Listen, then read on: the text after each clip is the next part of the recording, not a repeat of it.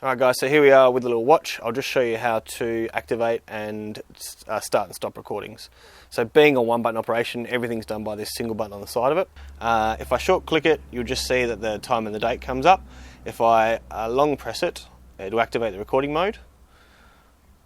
So now you'll see the time will start ticking over. So now it's recording. It will in a second go back to its clock mode. So there we go, it goes back to its clock mode. If I long press it, I'll stop the recording.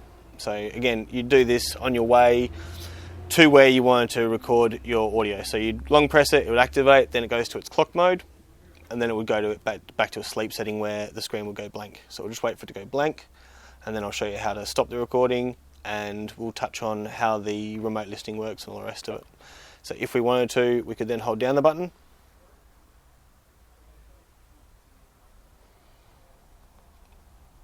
Just stop the recording, leave the clock on, so that way it's quite discreet. And then if I wanted to, I can remove the watch from my arm. I can plug in the supplied micro USB remote that allows you to plug the headphones into it. So you've got a little headphone jack there. You've got a little micro USB end on the end of it. Make sure you do this while the watch is in its standby mode, not recording. We can then insert that into the watch. With playing back the files on the watch and using the supplied headphone adapter and the headphones, you can skip tracks by pressing the plus and minus buttons. So you'll see there that it'll skip the numbers at the top there, skip, so 3, 2, and I can go back the other way, 3, 4. So that's how you skip back through all the different tracks that you've saved on the device, and how you can play it back without necessarily having to have a computer. Obviously having a computer will allow you to save those files for later, but that is another feature of the watch that not a lot of other recording devices do have. Alright guys, so here we are with the watch. I've plugged it into the PC. As you can see, it comes up as voice H.